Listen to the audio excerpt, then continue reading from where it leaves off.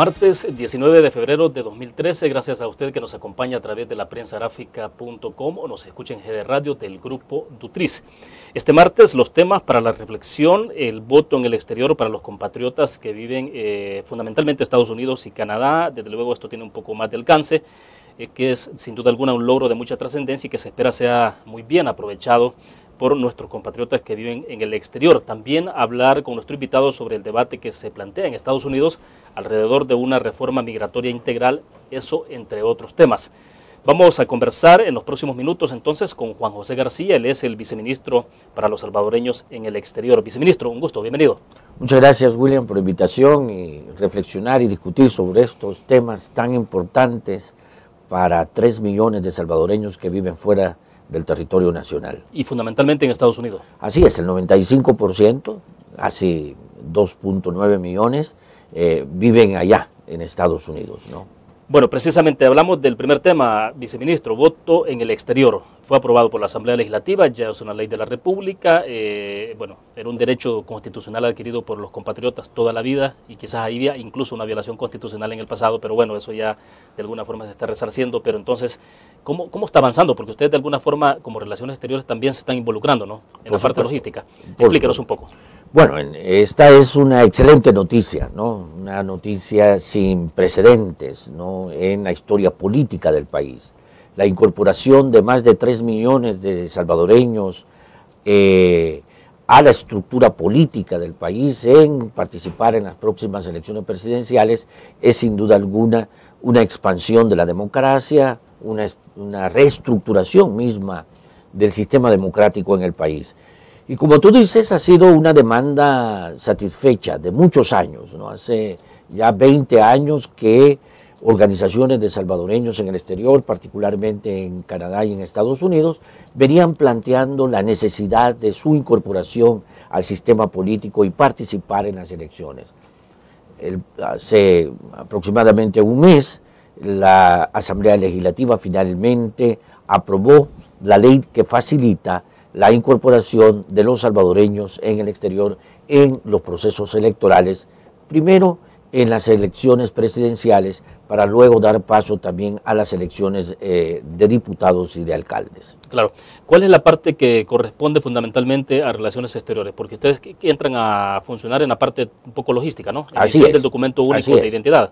Así es. Bueno, formamos parte de la comisión interinstitucional que el presidente Funes formó para formular la propuesta, que fue una propuesta a nuestro juicio bastante sólida técnicamente y políticamente viable también, ¿no? De tal manera que no hubieron reformas significativas tal y como lo aprobó la honorable Asamblea Legislativa.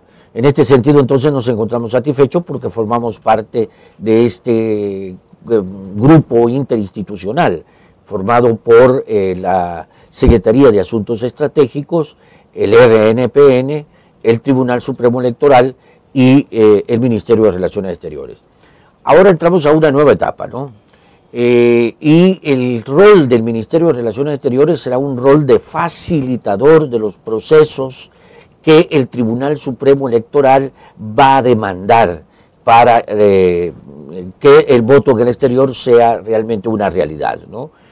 Como usted dice, vamos a facilitar toda la estructura logística que el Tribunal Supremo Electoral demande y también vamos a cooperar con el Tribunal Supremo Electoral en la sensibilización, en la comunicación, en la comunicación que el tribunal tendrá que hacer con la comunidad salvadoreña en el exterior. Para eso los consulados van a ser como la infraestructura básica sobre la cual toda la dinámica electoral se va a montar.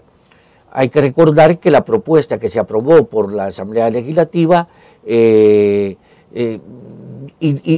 tipifica el voto postal como el voto que se va a desarrollar, ¿no? Eso implica que no va a haber un contacto directo, dijéramos, entre el ciudadano y los consulados, porque es el Tribunal Supremo Electoral que directamente le enviará al domicilio del ciudadano el kit electoral. Claro. Y el ciudadano pues enviará al Tribunal Supremo Electoral las papeletas ya marcadas, ¿no?, con sus sellos de seguridad que hemos, dijéramos, propuesto para que eso sea realmente un voto que se respete. Ahora, pero en este momento el RNPN está emitiendo documento único de identidad en Estados Unidos y lo están haciendo en los consulados. Así Entonces, ¿ustedes qué hacen en ese sentido? ¿Hay un convenio con RNPN? ¿Ustedes facilitan infraestructura? Exactamente, hay un convenio con el RNPN, precisamente, en donde el Ministerio de Relaciones Exteriores pone a disposición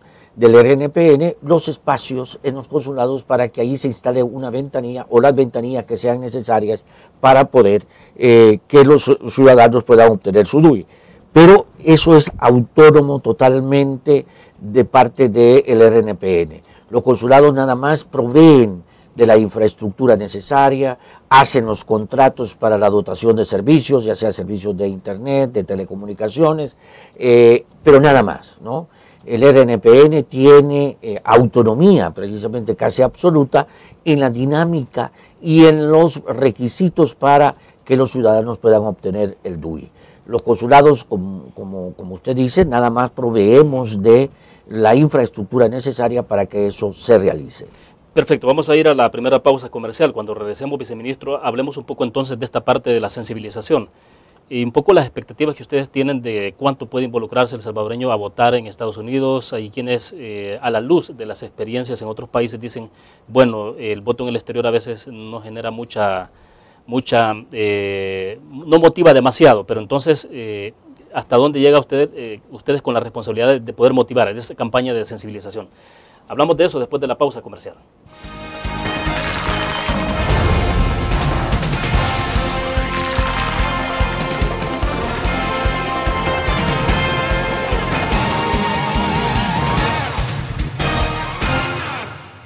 Ingresa gratis a un nuevo nivel de lectura. Desde tu computadora, busca en nuestra página web el link del kiosco LPG. Regístrate y listo. Escoge tu lectura.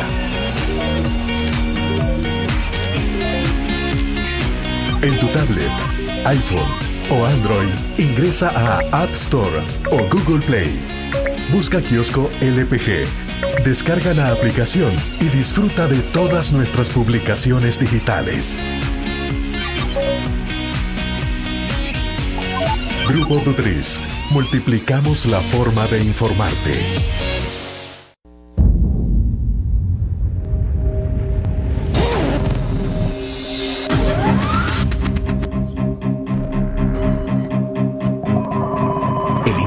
Estrategia financiera desde los negocios y la actividad económica hacia toda Centroamérica. El Economista Regional, una revista especializada donde encuentras el panorama empresarial y los principales movimientos financieros. El Economista, el modelo regional de información económica.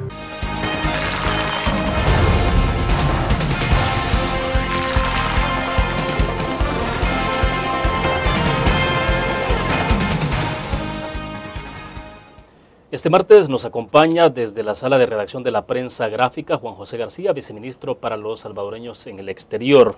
Viceministro, le decían aparte, bueno, está claro entonces que ustedes en este momento están proveyendo de alguna manera la parte de infraestructura logística para el RNPN, apoyo para que ellos puedan emitir el documento único de identidad. La parte, le decía en el segmento pasado, de sensibilización, un poco la preocupación que hay localmente es que tanto se pueda motivar a los salvadoreños a hacer uso de ese derecho constitucional, es decir, que antes de alguna forma estaba vedado, pero ahora lo tienen. Entonces, ¿cómo hacer para estimular? ¿Ustedes harán una campaña? ¿Cómo ve esa parte? Bueno, en realidad esa es una fase muy sensible y muy importante de todo este proceso electoral. Precisamente la campaña de sensibilización, la campaña de motivación para que los salvadoreños se incorporen al sistema político a través de los procesos electorales. Se ha diseñado ya una campaña por parte de Cancillería y el Tribunal Supremo Electoral y los consulados están ya listos para lanzarla realmente, ¿verdad? Va a ser una campaña focalizada con afiches, hojas volantes, programas de radio, de televisión, etcétera, que permita precisamente que el Tribunal Supremo Electoral llegue a la ciudadanía, a los ciudadanos salvadoreños, y motive realmente y sensibilice a los salvadoreños para que se incorporen a este proceso electoral. Quiero decirles que hasta la fecha el proceso de duificación de los salvadoreños en Estados Unidos ha desbordado cualquier expectativa que teníamos, ¿no? Yo recuerdo que cuando estábamos planificando esta fase con el señor presidente del RNPN, éramos bastante conservadores, ¿no? Decíamos, bueno, la gente allá quizás va a tomar un poco en serio esto del DUI, porque bueno, el DUI no es un documento que le sirva ya para poderse identificar. Y de, ¿no?, uso tan y de uso, diario. Exactamente, ¿no? Pero no, estamos desbordados realmente, ¿verdad? En los primeros 2 meses de funcionar el DUI Centro en el Consulado de Los Ángeles, ya se habían otorgado casi 2.000 DUIs, ¿no? Eso sin hacer mucha propaganda, sin hacer mucha sensibilización, sencillamente porque la gente ya más o menos sabía que en el Consulado de Los Ángeles se había abierto la ventanilla para la otorgación de este DUI. Y así ha sido, ¿no? En los demás DUI Centros, estamos en Long Island con un promedio de casi 60 DUIs diarios que estamos entregando, y nosotros calculábamos 20 DUIs, ¿no? Entonces estamos realmente desbordados por el trabajo, pero nos agrada mucho porque la ciudadanía ha recibido con mucho entusiasmo esto, ¿no? Ha recibido con muchas expectativas, y aún las organizaciones de salvadoreños en el exterior se han puesto a la disposición de este gobierno, especialmente de la Cancillería, de los consulados, para hacer trabajo precisamente de promoción de incorporación de los salvadoreños en el DUI. Hemos estado en reuniones con organizaciones de salvadoreños en Long Island, en Washington, en Los Ángeles, y en todos los casos estas organizaciones están más que entusiasmadas por participar, por colaborar, por promover la incorporación de la ciudadanía a los procesos electorales. Tenemos expectativas, yo creo, conservadoras en este sentido. Nuestra propuesta señala que entre 150 y 200.000 salvadoreños van a participar en las próximas elecciones presidenciales. Este es todavía un dato bastante conservador, dijéramos, ¿no? Únicamente tomando en consideración los salvadoreños que ya tienen su DUI, que son alrededor de 120.000, y otros salvadoreños que están ya obteniendo su DUI en esta etapa, ¿no? Creemos que esta es una cifra, llamémosle así, conservadora, ¿no? De que entre 150 y 200.000 salvadoreños pueden votar en las próximas elecciones. O sea que están habilitados para votar. Exacto, estarán habilitados a votar, pero todo dependerá también, aquí hay un requisito adicional que no lo tenemos los que vivimos en El Salvador, ¿no? Y es que el padrón electoral en El Salvador está formado por todos los ciudadanos que tenemos DUI. En el momento que usted obtiene su DUI, inmediatamente se inscribe en el padrón electoral. Que esa fue una inquietud que planteé en algún momento determinado a Eugenio Chicas, el presidente del Tribunal Supremo Electoral. ¿Por qué ocurría eso? Porque uno acá saca el documento único, como usted dice, y nadie le pregunta si usted quiere votar en la próxima elección. Simplemente se da por sentado que usted va a emitir el sufragio. O sea, se parte de derecho. Pero a los compatriotas en Estados Unidos o en otros países, ¿por qué se les hace que llenen una aplicación adicional? Porque queremos estar seguros precisamente de que ese ciudadano va a votar, ¿no? Y tiene que expresarlo de una manera clara, ¿no? De que sí está dispuesto y quiere participar en las próximas elecciones. Porque sería lastimoso que enviásemos los kits electoral a todos los que tengan DUI en el exterior y tengamos una recepción pequeña en este sentido, ¿no?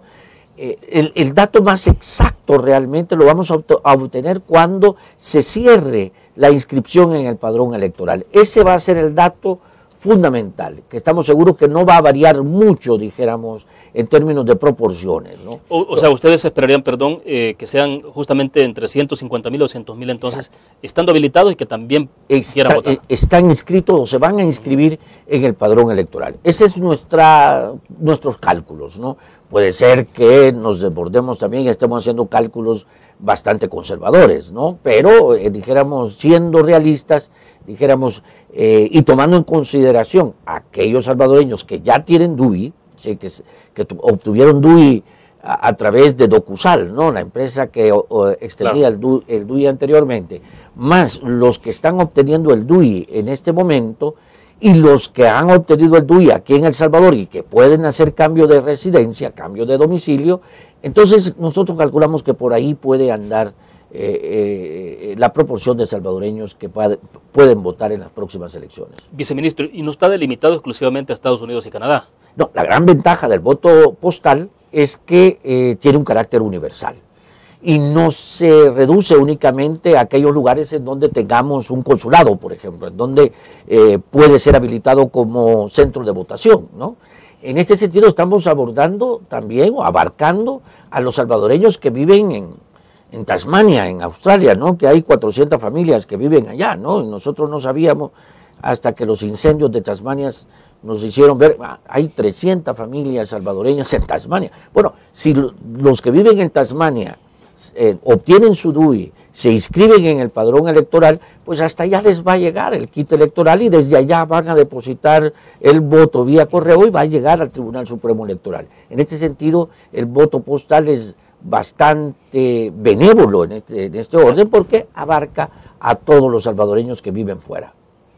Vamos a la pausa. Cuando regresemos, ¿qué cree que haga, que motive entonces, o que motive más a los salvadoreños a votar? La parte, por ejemplo, de cómo se va a votar a través de ese voto postal es suficientemente claro. A veces se sobreestima un poco, o se subestima, dicen, bueno, que tanta capacidad de comprensión habrá para poder saber cómo emitir el sufragio. Toda esa parte. Vamos a una pausa y hablamos.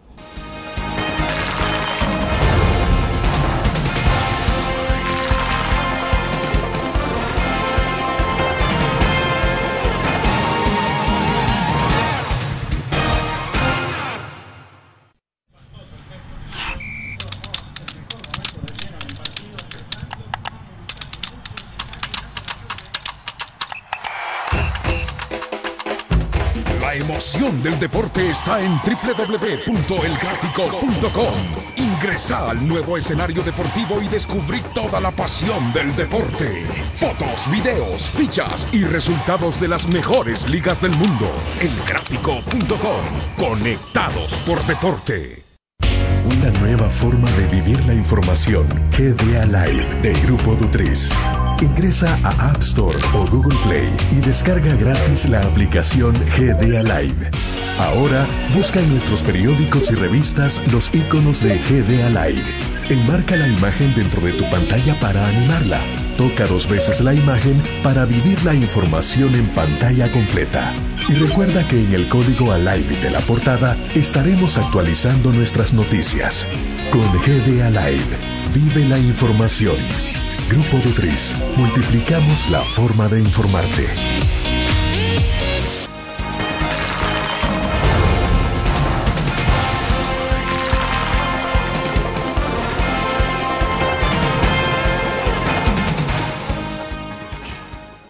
Viceministro, le decía entonces, ¿cómo motivar a los salvadoreños a que aprovechen de esta facilidad que se está dando? Es decir, esa es la parte, me imagino que un poco que puede ser fácil o complicada a la vez, pero ¿cómo hacer para que ellos se motiven? Antes de comenzar la entrevista hablábamos un poco, hay compatriotas que ya votan en Estados Unidos, por ejemplo, deciden sobre el futuro de esa nación. Lo hicieron en la pasada elección, de hecho los hispanos tuvieron una cuota importante, me imagino que los salvadoreños de igual manera votaron.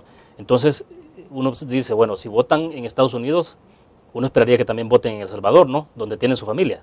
Esa es la apuesta, ¿no? Y ese es el supuesto sobre el cual se ha montado toda esta estructura del voto de los salvadoreños en el exterior. Como usted dice, vea, efectivamente, en las pasadas elecciones presidenciales en Estados Unidos, el voto latino y el voto salvadoreño fue decisivo en algunos lugares. Fue decisivo, por ejemplo, el voto salvadoreño en el triunfo del Partido Demócrata en Maryland, por ejemplo, ¿no? En donde la comunidad salvadoreña es la más grande, ¿no? Y masivamente se volcaron a votar casi un 80% a favor del presidente Obama, ¿no? Bueno, estamos hablando solo de salvadoreños. Solo de salvadoreños en el caso de Maryland, ¿verdad? En donde el triunfo del presidente Obama en ese estado se decidió fundamentalmente por el voto salvadoreño, no por el voto latino en general, ¿no? Sino por el voto salvadoreño. Porque en Maryland... Interesante el detalle, ¿no? Es que en Maryland la comunidad más importante, más grande de la comunidad hispana son los salvadoreños. Somos los salvadoreños ahí en Maryland, ¿no? Casi estamos sobrepasando ya a la comunidad afroamericana, ¿no? En minoría, ¿no? Entonces somos una comunidad importantísima ahora, no solamente como sujeto social, sino como sujeto político, ¿no? Y esa educación cívica se va a traducir indudablemente en las próximas elecciones. Como usted dice, a veces nosotros subvaluamos la capacidad de nuestros ciudadanos en el exterior. Los salvadoreños en el exterior han adquirido una tremenda educación cívica, una tremenda educación política, ¿no? Expuesto precisamente y viviendo en la democracia más importante del mundo, ¿no? En donde la educación cívica es fundamental. Las instituciones funcionan, la institucionalidad es fundamental para la vida cotidiana, ¿no? En este sentido, entonces, estamos con mucho espíritu positivo, que los salvadoreños van a saber votar en las próximas elecciones presidenciales. Hasta podría ser un eje transversal de estrategia de campaña, ¿no? Esa parte de cómo sensibilizar a la gente. Bueno, si votan allá, ¿por qué no lo pueden hacer? Claro, si deciden por Estados Unidos, digo, ¿por qué no por El Salvador? ¿Por qué no van a decidir sobre El Salvador? Y todos contamos en este sentido, claro, ¿no?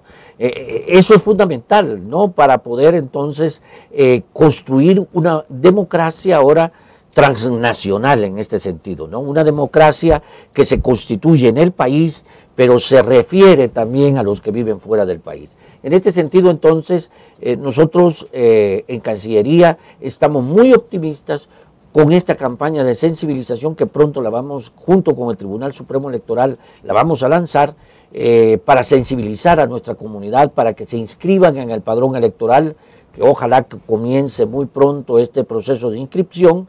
Estamos esperando nada más que la Asamblea Legislativa y especialmente la bancada de Arena de la Asamblea Legislativa se decida precisamente por la reorientación de los recursos necesarios para que podamos echar a andar toda la maquinaria electoral y en este caso la campaña de sensibilización y de comunicación para los salvadoreños en el exterior. Este es un llamado, pues, indudablemente a los diputados de Arena, fundamentalmente, que nos han acompañado en la promoción del DUI en el exterior, que nos han acompañado en los consulados para incentivar a nuestros compatriotas a que voten, a que doten de recursos al Tribunal Supremo Electoral para que esto sea una realidad, ¿no? Y no se encuentren en esta situación incómoda, ¿no?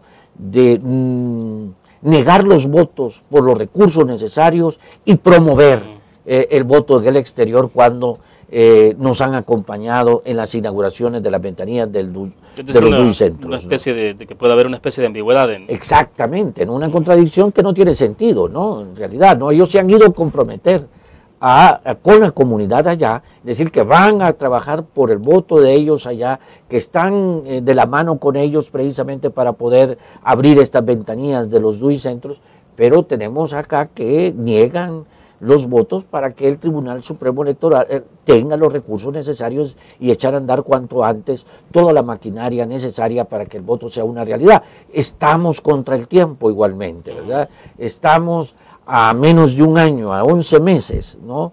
de la próxima, el próximo evento electoral, y necesitamos echar a andar ya toda la maquinaria logística de propaganda, de comunicación, etcétera, de promoción del padrón electoral para que esto funcione realmente. Entonces el llamado es para los diputados de Arena, para que sean congruentes con la promesa que ellos han ido a hacer allá a Estados Unidos en promover este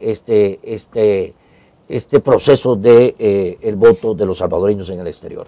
El padrón estará cerrando, que sería por octubre, ¿no? Bueno, todavía no tenemos claro, estaría cerrándose muy probablemente en agosto, septiembre de este año, ¿no? O sea, que sería la fecha en que estaríamos conociendo cuántos salvadoreños son los que entonces van a votar, que se vienen fuera. Que bien fuera, exactamente, ¿no? Estaríamos viendo ahí cuántos son los que se han inscrito en el padrón electoral. Bueno, perfecto. Vamos a hacer otra pequeña pausa comercial. Volvemos.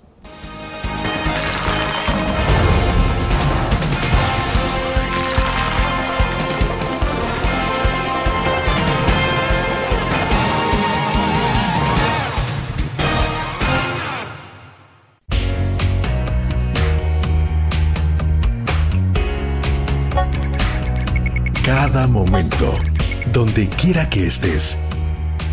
Te damos el mejor contenido en diferentes plataformas para que tú escojas el medio para informarte. Y ahora con Grupo Dutriz Alive, la nueva aplicación digital. Vive la información como una nueva experiencia en tu periódico. Multiplicamos la forma de informarte. Grupo Dutriz. La interacción con la tecnología llega con múltiples formatos. Nueva revista Tech Live, la información tecnológica más actual y los gadgets que modifican tu estilo de vida. Tech Live es una revista multiplataformas que te ofrece Los últimos avances de la tecnología las herramientas de mayor utilidad. e interesantes artículos de la era digital. Escoge el medio que te mantendrá actualizado. O visita nuestra web. Espera el futuro con Tech Live, una publicación de Grupo Dutriz.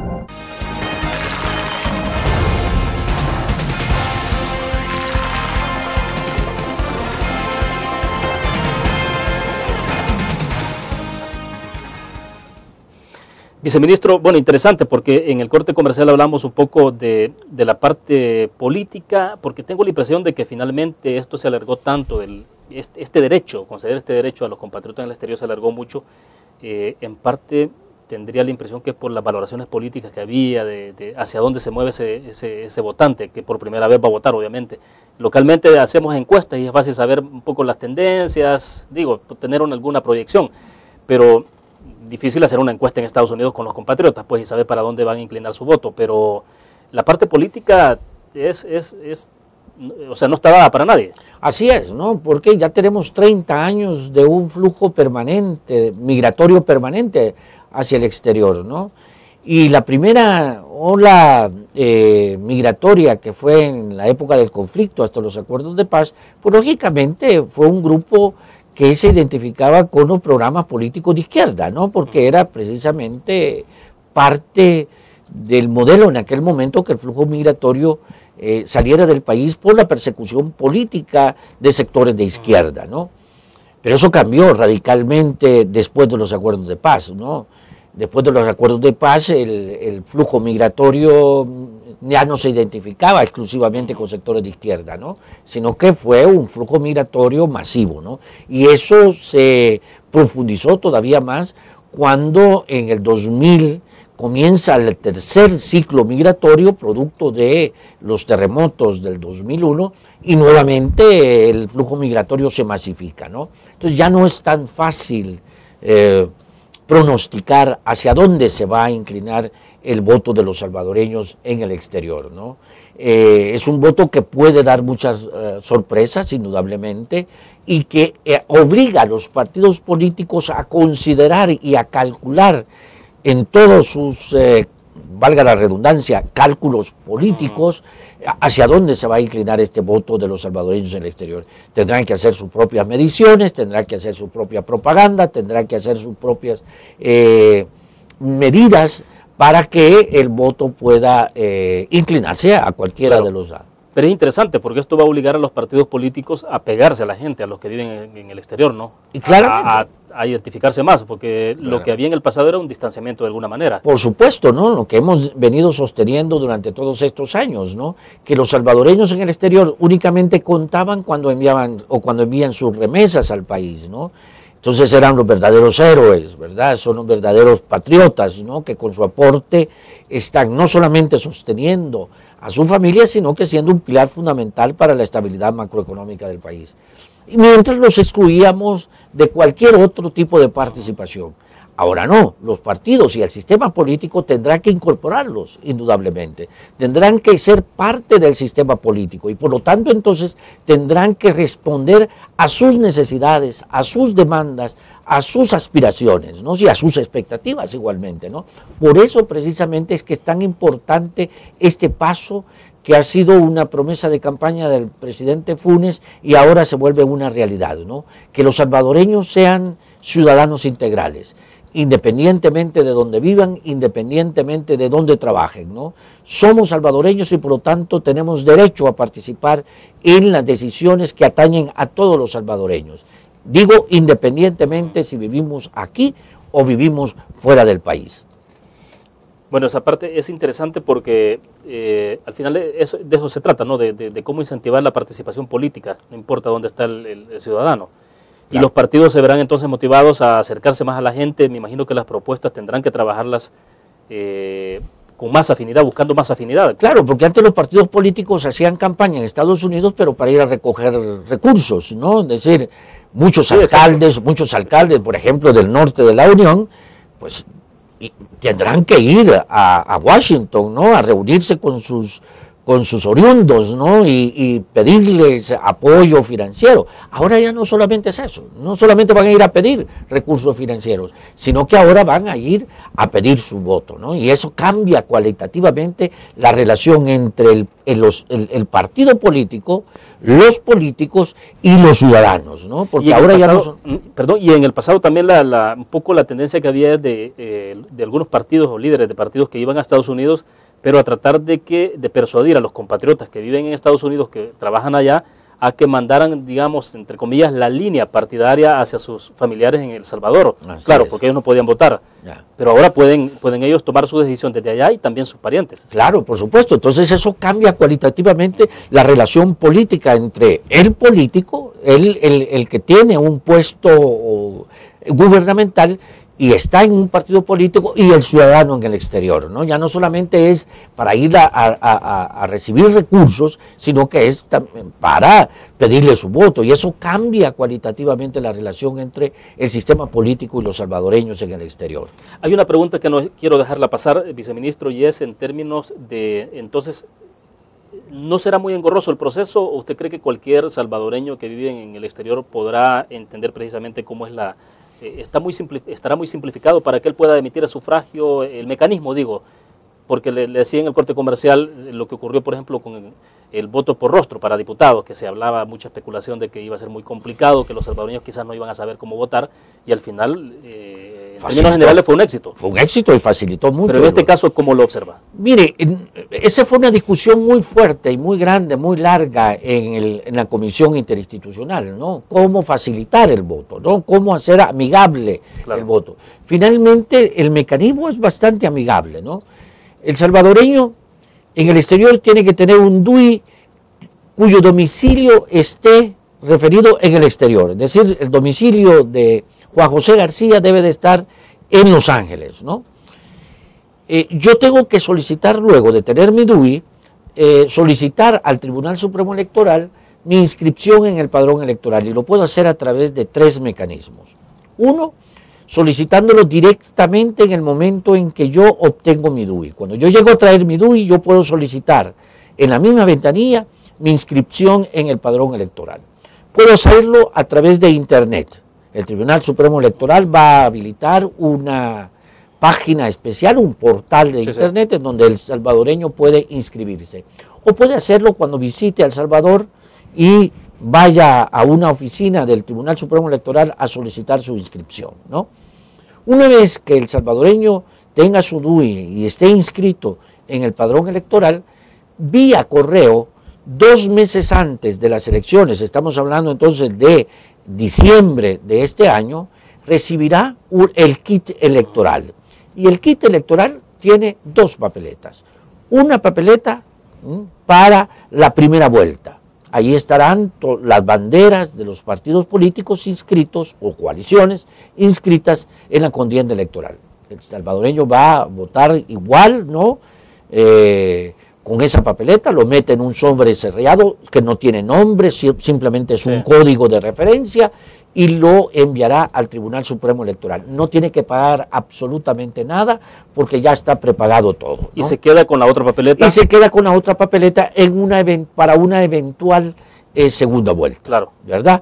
Si hay segunda vuelta, pues igual, ¿no? Tendrá 60 días para votar nuevamente, ¿verdad? En este caso no sabemos quiénes van a participar en esta segunda vuelta, entonces tendrá que poner el nombre del partido o coalición de su preferencia, y eso lo cerrará y lo enviará al Tribunal Supremo Electoral.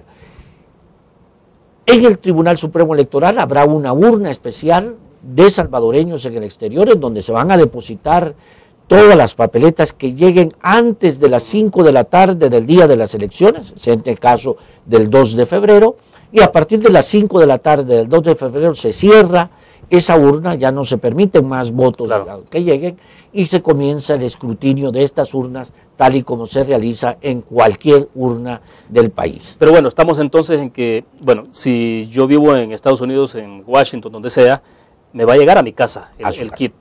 Igual hago ese procedimiento, deposito papeletas y lo pongo en el buzón de correo, ¿no? Así es, en el buzón de correo. No tiene que hacer más. Nada más. Es muy sencillo en este sentido, ¿no? Y tenemos todos los mecanismos de seguridad para garantizar que el voto sea secreto y para que el voto se llegue al Tribunal Supremo Electoral a tiempo, ¿no? Entonces, en este sentido, por ejemplo, el sobre tendrá nada más un código, un número que identifica al ciudadano, ¿no? Pero el ciudadano no se identifica ni por su residencia ni por su nombre, ¿no? Entonces, eso garantiza que el voto sea secreto en cierta medida. Muchos están señalando de que, bueno, de que el voto es secreto y debemos de tenerlo claro en el momento de votar, y esto abre la posibilidad de que toda la familia se entere de por quién voy a votar. Bueno, pues sí, pero ahí vamos con la educación ciudadana, ¿no? Claro. Y con la posibilidad de que el ciudadano sea responsable precisamente con lo que está haciendo. Pero además es un procedimiento que muchos países del mundo lo ejercitan, ¿no? O sea, exactamente, Estados Unidos por bastantes años ha implementado el voto postal, ¿no? En el caso de México es voto postal también, en el caso de Panamá es voto postal, en el caso de algunos países de Sudamérica también es voto postal, ¿no? Y no tenemos ningún problema, la verdad, con este tipo de votos. Perfecto. Pausa comercial y regresamos entonces sobre reforma migratoria integral en Estados Unidos. Vamos a una pausa.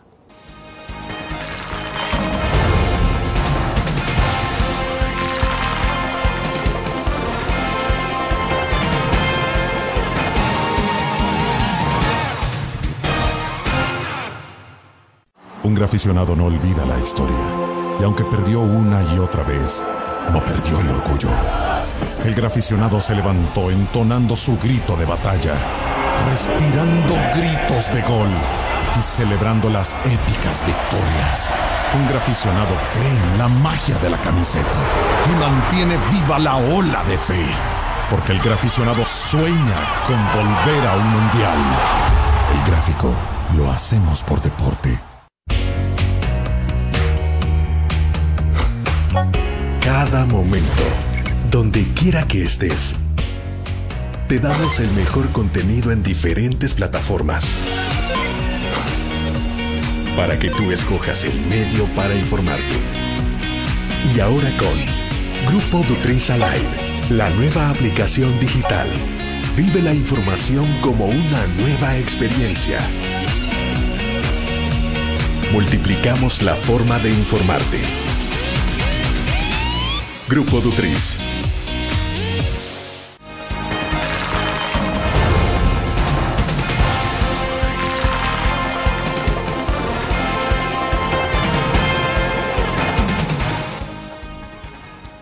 Viceministro García, el otro tema muy importante para los compatriotas que están en Estados Unidos fundamentalmente es esta discusión abierta planteada ahora después de las elecciones presidenciales en Estados Unidos sobre una reforma migratoria integral. Ahora, bueno, personalmente tengo la impresión de que sí va en serio, o sea, parece que ahora republicanos y demócratas están hablando de verdad en serio. Exactamente, ¿no? Es el mejor momento político para el lanzamiento e implementación de una reforma migratoria de carácter integral. Porque ahora los dos partidos políticos están lo suficientemente claros que los hispanos, que los migrantes son una fuerza política de la cual no pueden prescindir. Las elecciones pasadas demostraron precisamente la fuerza política de la comunidad hispana. En muchos casos, en la Florida, en Nuevo México, en Maryland, como discutíamos, en California, el voto inmigrante fue decisivo precisamente en el triunfo del presidente Obama. Mientras que la derrota del Partido Republicano en buena parte se debió a la exclusión de los hispanos como referentes políticos de sus propuestas, ¿no? Indudablemente esto tuvo repercusiones negativas muy importantes para el Partido Republicano.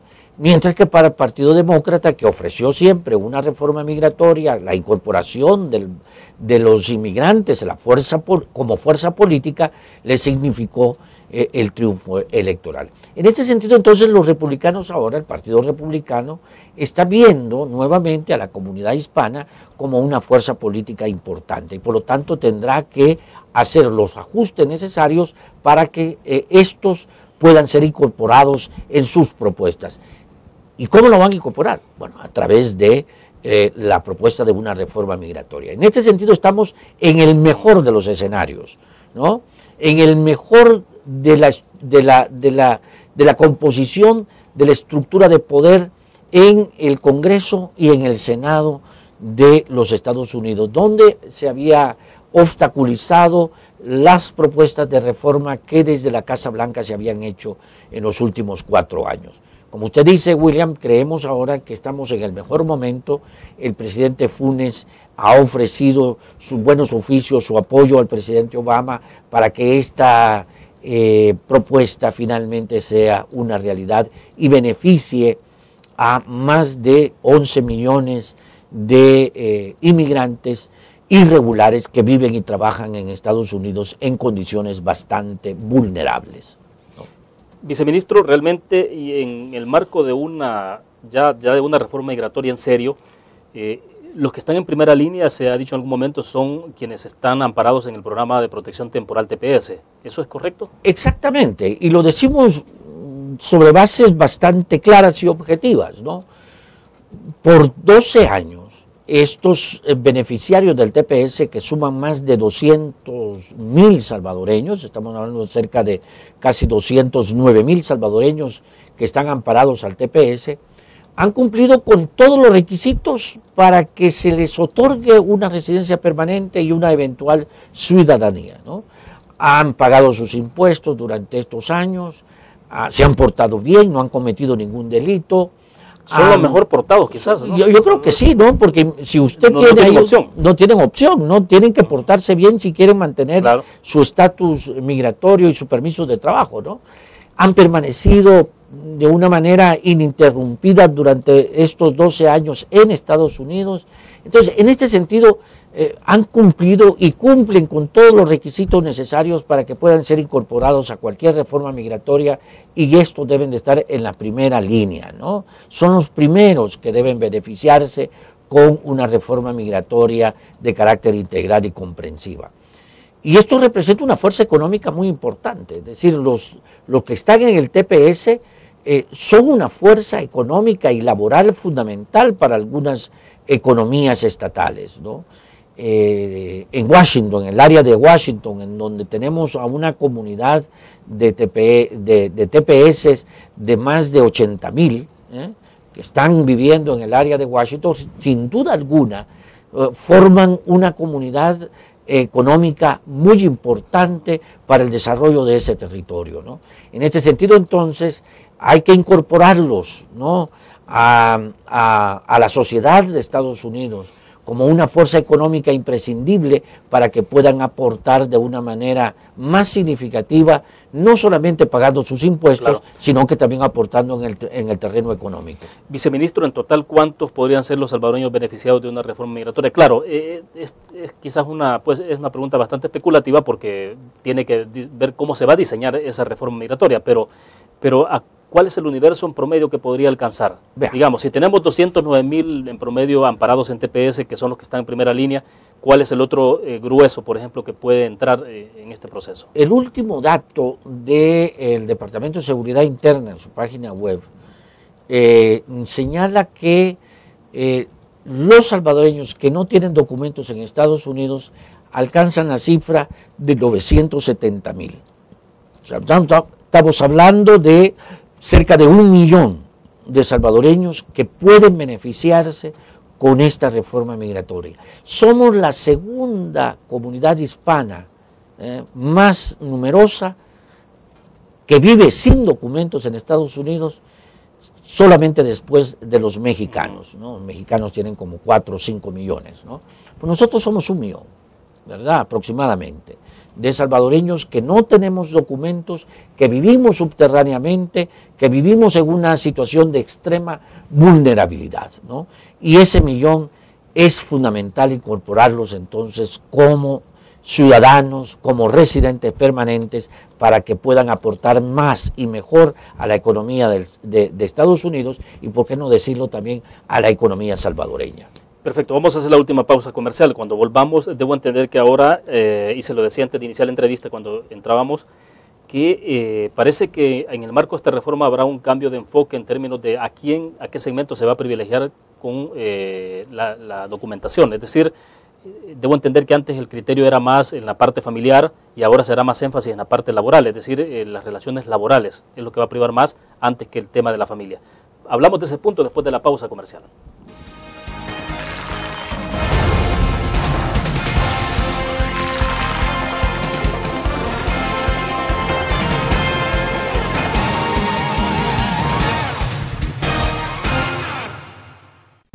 Una nueva forma de vivir la información. GDA Live de Grupo Dutriz. Ingresa a App Store o Google Play y descarga gratis la aplicación GDA Live. Ahora busca en nuestros periódicos y revistas los iconos de GDA Live. Enmarca la imagen dentro de tu pantalla para animarla. Toca 2 veces la imagen para vivir la información en pantalla completa.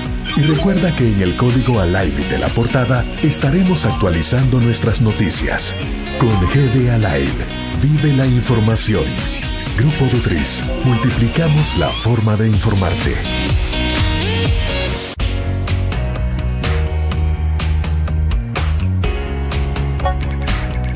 Cada momento, donde quiera que estés, te damos el mejor contenido en diferentes plataformas. Para que tú escojas el medio para informarte. Y ahora con Grupo Dutriz Alive, la nueva aplicación digital. Vive la información como una nueva experiencia en tu periódico. Multiplicamos la forma de informarte. Grupo Dutriz.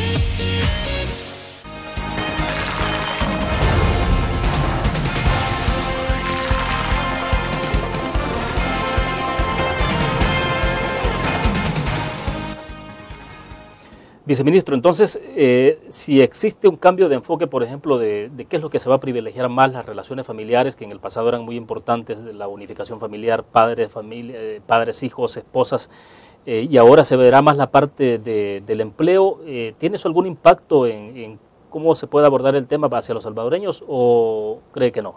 Bueno, yo creo que sí, ¿verdad? Va a tener un impacto a quienes van a beneficiar, ¿no? Como usted decía, si antes se privilegiaba a la reunificación familiar, entonces la migración de niños, niñas y adolescentes era muy importante, ¿no? Es decir, si yo estoy en Estados Unidos y tengo a mis hijos acá, era muy fácil pedirlos entonces y eso facilitaba la reunificación familiar. Si hay un cambio de enfoque y ahora se va a privilegiar las relaciones laborales antes que las relaciones familiares, entonces el beneficiario voy a ser yo como trabajador, dijéramos, ¿no? Y eso me va a dificultar, dijéramos, establecer una relación familiar estable. Ojalá que los dos enfoques se tomen en cuenta, ¿no? Porque los derechos adquiridos por los salvadoreños y por los inmigrantes sin papeles en Estados Unidos tendrá que referirse a la vigencia de los derechos humanos de ellos, ¿no? Y un derecho humano fundamental es el derecho a la reunificación familiar, ¿no? Ojalá que se privilegie también el enfoque de la reunificación familiar para que sea entonces de verdad una reforma migratoria de carácter integral, de carácter comprensiva y que abra las puertas precisamente a que las familias finalmente se reunifiquen. Además, me imagino que eso se puede estar planteando en adelante, no con los que están en este momento. Claro. Porque al final, como usted dice, ya tienen un derecho adquirido, ya los que nacieron allá, los que... Bueno, me imagino que puede ser hacer como una especie de parteaguas. Exactamente, ¿no? Puede haber un parteaguas, hacer una ruptura y decir, bueno, de aquí en adelante vamos claro. a legalizar, dijéramos, a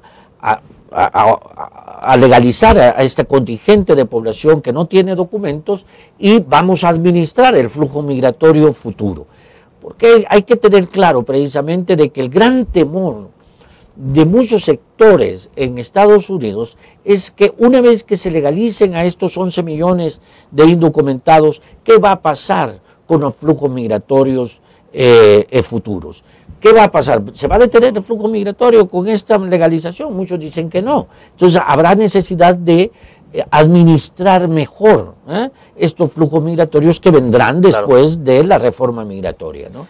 Y ahí es donde puede operar la perspectiva de la reunificación familiar como mecanismo precisamente para ir afinando estos flujos migratorios mejormente administrados, ¿no? ¿Cuál es el consejo que usted da a los compatriotas en Estados Unidos? Digamos a los que están en TPS, pero fundamentalmente a los que están indocumentados. Mire, el mejor consejo que se les da es que se porten bien, que no cometan ninguna infracción que les ponga en peligro su estabilidad migratoria, ¿no? Que se porten bien, que paguen sus impuestos y que tengan los recibos, ¿no? mediante el cual han pagado sus impuestos. Eso va a ser determinante precisamente. El aporte fiscal que los inmigrantes hacen a la economía salvadoreña tiene que estar reflejada precisamente en ese comportamiento de pago de impuestos de manera puntual, ¿no? En tercer lugar, que vayan a aprender inglés, ¿no? Esto va a ser decisivo precisamente, ¿no? Muchos dicen, bueno, aquel que sabe inglés, que ha pagado sus impuestos y se ha portado bien, tiene el derecho ganado ya a la residencia permanente y a la ciudadanía. Entonces, que se matriculen en los centros comunitarios para que vayan aprendiendo inglés, que se incorporen como una fuerza social importante en la economía y en la sociedad norteamericana. Esos tres requisitos van a pesar muchísimo precisamente a la hora de una eventual reforma migratoria. Portarse bien, pagar sus impuestos y aprender el idioma inglés. Esto del inglés sobre todo para los mayores, ¿no? Porque ya me imagino que los niños, quienes se fueron pequeños de acá o han nacido allá, pues no tienen esa dificultad. Exactamente, ¿verdad? Pero los que nacieron allá no tienen necesidad de ninguna reforma migratoria, claro. ¿no? Porque ya el simple hecho de haber nacido en Estados Unidos con cualquier tipo de padre que tengan, ya tienen claro. el derecho ganado. Pero son para los nuevos migrantes, por ejemplo, aquellos que están llegando actualmente, ¿no? Los que tienen poco tiempo de estar en Estados Unidos y todavía no han, y algunos que ya tienen 20 años o 30 años y no han aprendido Exacto. inglés, ¿no? Entonces necesitan precisamente saber el idioma inglés para poder calificar precisamente a cualquier tipo de reforma migratoria que se implemente. Viceministro, hace 2 semanas estuvo con nosotros en nuestros estudios Leonel Búcaro, el presidente del Parlamento Centroamericano, y él decía que en el marco de esta reforma migratoria integral habían algunas conversaciones del Parlacen con los presidentes de la región centroamericana, incluyendo México, por ejemplo, en términos de poder ver la posibilidad de trabajar alrededor de una propuesta regional sobre el tema migratorio. ¿Será posible? Mire, es totalmente viable, ¿verdad? En el 2009, cuando recién el presidente Funes había tomado el gobierno, nos reunimos con el señor canciller de Guatemala y formulamos una propuesta de reforma migratoria de carácter binacional con Guatemala, ¿no? Entonces, es muy fácil, y eso da fuerza precisamente en el diálogo, en la negociación, en el cabildeo. Muy probablemente no seamos tomados en cuenta, ¿no? A la hora de aprobar una reforma migratoria, pero indudablemente nos va a dar un carácter proactivo precisamente, ¿no? Propositivo a cualquier debate que se pueda presentar en términos de una reforma migratoria. Yo siempre he dicho que es necesario que Centroamérica y México se unan finalmente en este trabajo pro una reforma migratoria. Y yo comparto la iniciativa del señor presidente de la honorable Parlamento Centroamericano, en el cual es la instancia idónea, ¿no?, para canalizar precisamente un esfuerzo regional en pro de una reforma migratoria, no solamente en la formulación de una propuesta que responda a nuestras necesidades, a nuestros intereses, sino también en el cabildeo, en la negociación de una eventual reforma migratoria. Bueno, perfecto. Gracias, viceministro, por su participación. Muy amable. A usted. Muchas gracias. Bien. William. Terminamos entonces la entrevista en línea. Gracias a ustedes por su fiel sintonía. Nos vamos a ver mañana con otro tema interesante también, que está en agenda y que tiene que ver más con la parte política. Nos vemos mañana.